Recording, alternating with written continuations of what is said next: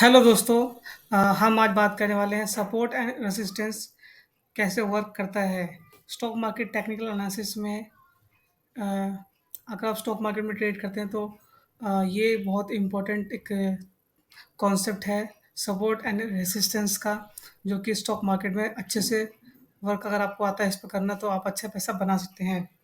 Stock में जैसे कोई प्राइस की मूवमेंट होती है तो वो प्राइस की मूवमेंट किसी पर्टिकुलर ट्रेंड में ही होती है। या तो वो साइडवेज में होगा, या तो फिर वो अप ट्रेंड में होगा, या तो फिर डाउन ट्रेंड होगा। और एक होती है चौबी मार्केट। चार टाइप के ट्रेंड बनते हैं मार्केट में। लेकिन अगर आप सपोर्ट और रेजिस्टेंस को फाइंड करना सीख जाएंगे तो ट्रेड में अच्छा पैसा बच सकता है। सपोर्ट और रेजिस्टेंस बेसिकली ऐसे वर्क करता है, जैसे ये सपोर्ट है, कोई स्टॉक का प्राइस यहाँ से यहाँ पर गया, फिर वो रेंज में वापस आ गया, फिर ऊपर नीचे जाता है, फिर नीचे, फिर ऊपर, फिर उसको ब्रेकआउट देके फिर ऊपर निकल जाता है। तो ये होता है सपोर्ट और रेसिस्टेंस। सपोर्ट और रेसिस्टेंस जो है बेसिकली, सपोर्ट का मतलब ये होता है कि जहाँ पर ज़्यादा खरीदारी आती है, जब किसी स्टॉक का प्राइस गिर जाता है और फिर जब वो वहाँ से बाउंस बैक करता है तो बेसिकली वहाँ पर उसमें बहुत ज़्यादा खरीदारी आती है। मार्केट में लोगों को पता होता है कि ये स्टॉक बहुत ज़्यादा टूट गया तो इसको बाइंग करने का टाइम आ गया। सप्लाई और डिमांड के कॉन्सेप्ट पे वर्क करता है। जैसे किसी स्टॉक, कोई किसी चीज़ की, किसी स्टॉक की बहुत ज़्यादा सप्लाई है, यानी सेल हो रहा है बहुत ज़्यादा, बट उसको बाई करने वाला कोई नहीं है, तो उसका प्राइस टूटना स्टार्ट हो जाएगा, वो गिर जाएगा। फिर वो एक टाइम तक गिरता रहेगा, फिर वो एक पर्टिकुलर अमाउंट पे आकर रुक जाएगा, फिर उसके बाद वो ऊपर जाना स्टार्ट हो जाता है। तो जिस अमाउंट पे वो रुक जाता है, जहाँ पर खरीदारी आनी स्टार्ट हो जाती है, उसको बोलते हैं सपोर्ट। फिर वो उस रेंज से ऊपर जाता है और वहाँ पर एक रेंज के ऊपर जाकर के वो एक प्राइस में लोग बाइंग करना बंद कर देते हैं उस स्टॉक के अंदर, उसको फिर वो सेलिंग करना स्टार्ट कर देते हैं। तो वहाँ से वो स्टॉक गिरना स्टार्ट होता है, फिर वो उसका रेसिस्टेंस बन जाता है।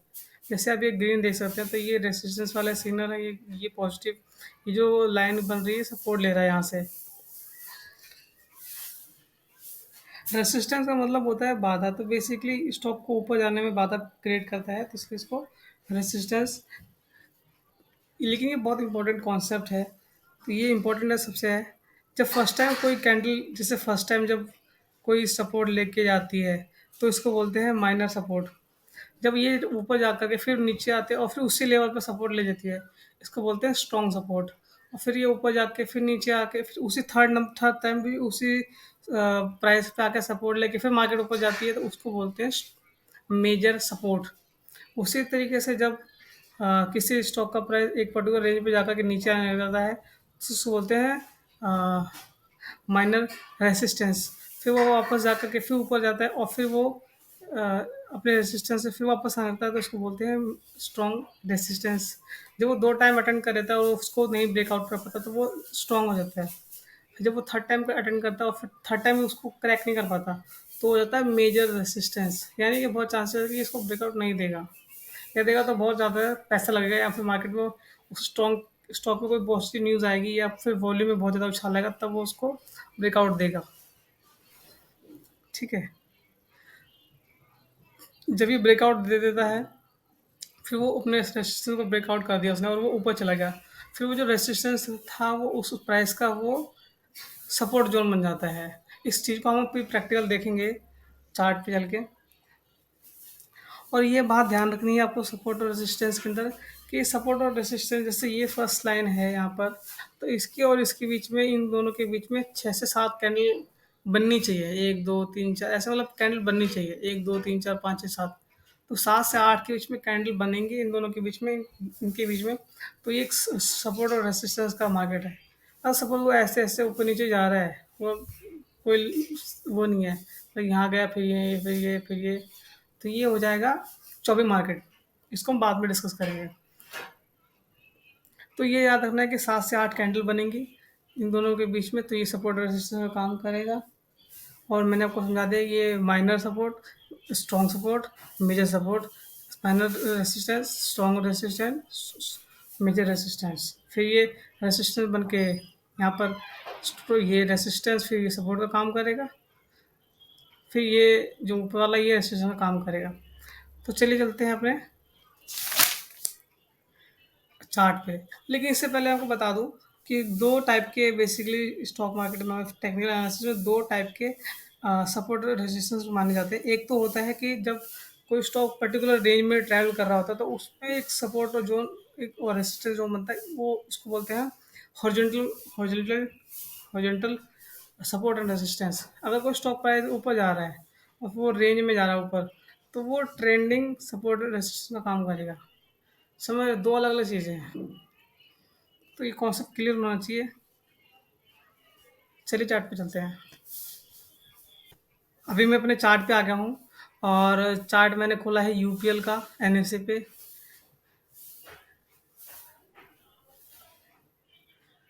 और जैसे कि आप यहाँ पर देख सकते हैं। देखिए एक चीज़ को क्लियर कर दूँ कि जो रेजिस्टेंस होता है या जो सपोर्ट चेक करते हैं वो आप किसी भी टाइम फ्रेम में चेक कर सकते हैं। ठीक है? वो आपके ट्रेडिंग पे डिपेंड करता है कि आप किस टाइप की ट्रेडिंग कर रहे हैं उसके हिसाब से। अगर आप इंट्राडे कर रहे हैं तो आप 5 मिनट 10 मिनट का कैंडल देखेंगे और अपना ट्रेड ले लेंगे। लेकिन अगर स्विंग ट्रेडिंग करते हैं 1 हफ्ते की, 2 हफ्ते की, 3 दिन की, 5 दिन की, अगर सपोज़ आपको लगता है कि प्राइस आज ले लेता हूँ और 3 दिन बाद या 1 हफ्ते बाद जिसका प्राइस में मूवमेंट आएगी या बहुत कम रिस्क लेना चाहते हैं, तो आप स्विंग ट्रेडिंग कर सकते हैं। उस स्विंग ट्रेडिंग में रिस्क रिस्क बहुत कम होता है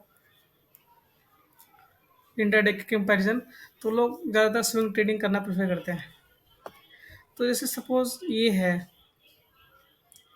ये आप देख सकते हैं ये एक ट्रेंडिंग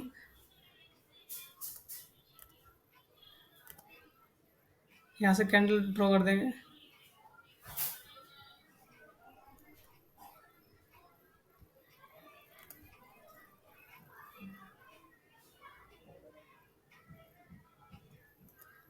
ये एक ट्रेंडिंग सपोर्ट और रेजिस्टेंस का वर्क कर रहा है। यहाँ से ये गया, यहाँ पे इसने सपोर्ट लिया, फिर नीचे आया, फिर यहाँ पर गया, फिर इसको इसने इसका रेजिस्टेंस का वर्क किया, फिर यहाँ से सपोर्ट लिया इसने और फिर ये ऊपर, फिर ये इसने सपोर्ट को थोड़ा सा हल्का सा ब्रेकआउट किया, बट इतना चलता है मार्केट में।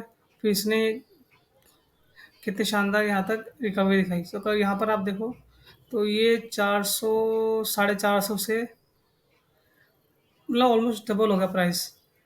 दिसंबर में बाय गया, मार्च में भी सेल कर दिया तो डबल, ऑलमोस्ट डबल, पैसा डबल। ठीक है? तो स्विंग ट्रेडिंग में रिस्क बहुत कम होता है और पोटेंशियल अगर आप स्टॉक चूज़ करते हैं, जैसे निफ्टी 50 के अगर आप शेयर देखते हैं, तो आपको इसमें बहुत अच्छे पैसे बनने के चांसेस बन जाते हैं। तो टेक्निकल थोड़ा-सा नॉलेज होना बहुत ज़रूरी है।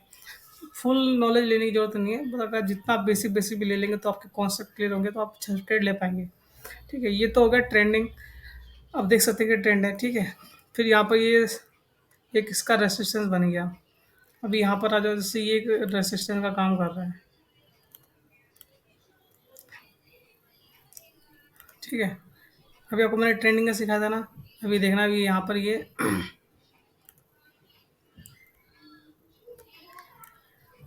यहाँ से प्राइस गया, यहाँ तक आया, फिर ये, फिर ये, फिर ये, फिर ये, फिर ब्रेकआउट देके फिर वापस, फिर ये आप यहाँ पर जैसे देख सकते हैं कि ये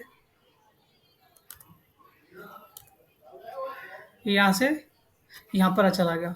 तो अब इसका 800 या 800 के आसपास एक रेजिस्टेंस बना था। जून में इसने ऑल टाइम हाई बना के आसपास 52 वीक का हाई बनाया था यूपीएल ने। इसको मैं काफ़ी टाइम से ट्रेड भी ट्रैक कर रहा हूँ, तो मुझे इसका थोड़ा सा आइडिया है अच्छा। ये यहाँ से यहाँ पर बाइंग कर, यहाँ पर मतलब ये इसका एक रेजिस्टेंस बन गया, ये इसको ब्रेकआउट नहीं दे पा रहा था। फिर ये जब टाइम था ये जून का था, 9 जून के आसपास इसने यहाँ रेजिस्टेंस बनाया, फिर उसके बाद ये नीचे चला गया। फिर ये यहाँ पर आ गया दिसंबर, फिर नवंबर दिसंबर में, नवंबर 2021 में। फिर यहाँ से ये गया वापस, फिर ये नीचे आ गया, फिर ये इसने सपोर्ट को ब्रेकआउट किया, लेकिन वो वापस उसी पे आ गया। तो थोड़ा बहुत ब्रेकआउट हो जाता है सपोर्ट और रेजिस्टेंस में हल्का-फुल्का, फॉल्स ब्रेकआउट बोलते हैं इसको। फिर यहाँ पर गया, फिर ये अभी मार्केट आप देख रहे हैं कि जो जो यूएसए में इंटरेस्ट रेट हाइक करा है उसकी वजह से फिर आरबीआई ने भी इंटरेस्ट रेट हाइक कर दिए हैं। तो ये नेगेटिव न्यूज़ आई है मार्केट में यहाँ पर, उसकी वजह से काफ़ी स्टॉक देखने को मिल सकता है कि आपको ये 600-700 के आसपास ट्रेड करता हुआ इसी महीने के एंड तक देखने को मिल सकता है। ठीक है? तो ये जो स्टॉक है ये काई बहुत टाइम से इसको मैं ट्रेड कर रहा था, तो मैं ट्रेड कर रहा था, तो मैं देखा था कि ये 8 साढ़े 800 के प्राइस को ब्रेक नहीं कर पाता है। ठीक है, तो अगर आप इसको देखना चाहते हो तो आप देखना कि कुछ टाइम में ये महीने के एंड तक ये आपको 6 साढ़े 700 की रेंज में आपको देखने को मिला। अभी कितना चल रहा है, 781 पे चल रहा है। अगर ये 700 से आसपास आ जाए तो ये अपने सपोर्ट पे आ जाएगा बेसिकली। तो ये इसका एक बहुत बड़ा सपोर्ट है। तो सपोर्ट है तो यहाँ पर आप बाइंग करेंगे। अगर सपोज मैं रिकमेंड नहीं करता, मैं सिर्फ इन्फॉर्मेशन दे रहा हूँ, तो मतलब तो ये एक अच्छा मतलब अमाउंट बन सकता है। अगर 600 के आसपास भी ले रहे हैं और यहाँ से आप 850 के आसपास आसपास अगर ये चला जाता है प्राइस, तो अगर मैं इसकी एक्चुअल खोलूँ तो इसकी सपोज कैलकुलेशन में कर लेता हूँ छोटे से तौर समझाने तौर पे। सपोज 700 के आसपास मैंने लिया है इसको और 840 के आसपास सपोज 1-2 महीने में जाएगा ये, तो इसका प्राइस 40 रुपये का बुकिंग होगी। और तो बेसिकली आपको 17% अगर आप 50 रुपये भी लगाते हो, तो ये मतलब ऑलमोस्ट 1 महीने में आपको 1-1.5 महीने में 8,000 50,000 8,000 प्रॉफिट मिल सकता है। स्विंग ट्रेडिंग है, थोड़ा सा लो रिस्क होता है और फिर लो प्रॉफिट भी होता है। तो ये कब ने देखा। अभी यहाँ पे कोई चीज़ मैं दिखाऊँ आपको। ये यहाँ पर देखो, उसका पहले सपोर्ट था, ये इसका रेजिस्टेंस था। इसने रेजिस्टेंस को यहाँ पर ब्रेकआउट कर दिया था। ये इसका रेजिस्टेंस है, इसको इसने ब्रेकआउट दिया। ब्रेकआउट देने के बाद फिर ये ऊपर चला गया। तो ये रेजिस्टेंस था, इसको तोड़ करके ये अब इसका सपोर्ट बन गया वापस। ठीक है। अब आने वाले कभी टाइम में फ्यूचर में ये स्टॉक जब 800 हज़ार के ऊपर जाएगा, तो फिर ये 850 उसका रेजिस्टेंस बन जाएगा आने वाले टाइम में। अब नेक्स्ट स्टॉक पे चलते हैं। एशियन पेंट का मैंने खोल रखा चार्ट, थोड़ा सा इसको भी समझने की कोशिश करेंगे। टाइम फ्रेम मैंने 10 मिनट का ले लिया है, सो दैट किस हिसाब से हम समझ पाए मार्केट को। एशियन पेंट स्टॉक ऐसा है जो कि कहते हैं कि हर कोई साल में डबल हो जाता है। ये बात सच है। देख सकते हैं क्या शानदार से पैटर्न चल रहा है। तो यहाँ पर भी सब चीज़ें वर्क करती हैं। कुछ थोड़ा सा ऊपर नीचे हो जाएगा, लेकिन चीज़ें वर्क करती हैं। जैसे ये है, ठीक है, यहाँ पर भी वो चीज़ दिख रही है।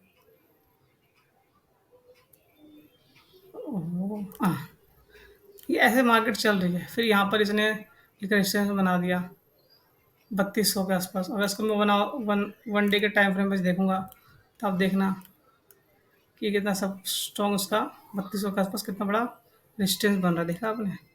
तो ये इसका एक रेजिस्टेंस बन गया है 3200 का ब्रेकआउट। फिर ये जो है, ये वाला अमाउंट, ये इसका रेजिस्टेंस है। यानी कि ये जब गिरेगा, स्टॉक अभी जो गिर रहा है वैसे भी स्टॉक, तो ये देखो, आप यहाँ पर भी देखो सर्कल वाला, तो से ये है। ओह, मैंने चूज कर लिया, ये चूज किया।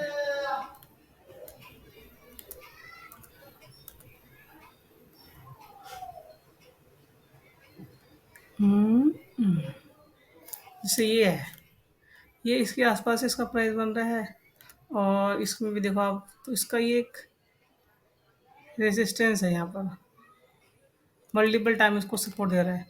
यहाँ पर भी सपोर्ट ले रहा था इससे, इसी प्राइस पे। ये वही मतलब 3,000 रुपये के आसपास का प्राइस है इसका, 3,000 के आसपास ये सपोर्ट ले जाता है। तो यहाँ पर भी सपोर्ट ले रहा है कई बार। फिर ये वापस इसकी रेंज पे आके वही 3200 से ऊपर नहीं जा पा रहा। तब ये सपोर्ट, ये इसका हॉरिजॉन्टल हो गया। ठीक है। तो ये ऐसे होता है, सपोर्ट और रेजिस्टेंस वर्क करता है बहुत ज़्यादा। इसमें कुछ खास टेक्निकल एनालिसिस नहीं है, बट ये एक्चुअली में टेक्निक वर्क करती है आपको स्टॉक को समझने में। सपोज अगर आप आज बैठे हो, एग्जांपल के तौर पे बताऊं, अगर आपको एशियन पेंट लेने का मन कर रहा है, तो आपको एशियन पेंट अभी तक क्या चल रहा है, 3,064 रुपये के आसपास चल रहा है और मार्केट इस टाइम नेगेटिव है। तो ये हो सकता है कि आपको यहाँ पर थोड़ा सा डाउन करके मिल जाए प्राइस। यहाँ से गिरेगा तो ये यहाँ पर आकर अटक जाएगा। फिर इसका जो प्राइस है ये वही 2800 के आसपास है। फिर यहाँ से गिरेगा तो ये गिर जाएगा, सपोर्ट इसका ये बन जाएगा 2500 के आसपास। तो ऐसे सपोर्ट इससे वर्क करता है। अगर ये इस सपोर्ट को तोड़ देगा तो फिर ये इसका सपोर्ट बन जाएगा, फिर ये इसका बन जाएगा सपोर्ट। और ये अगर स्टॉक ऊपर जाता है तो ये इसका जो 3500 का प्राइस है, ये इसका एक रेजिस्टेंस का वर्क करेगा। ये बहुत थोड़ा-सा सिंपल है। उम्मीद करता हूँ ये वीडियो आपको पसंद आई होगी, ठीक है? वीडियो अगर पसंद आई हो तो वीडियो को लाइक कर देना और मेरे चैनल को सब्सक्राइब कर देना। थोड़ा-सा सपोर्ट चाहिए आप लोगों का मुझे। Thank you.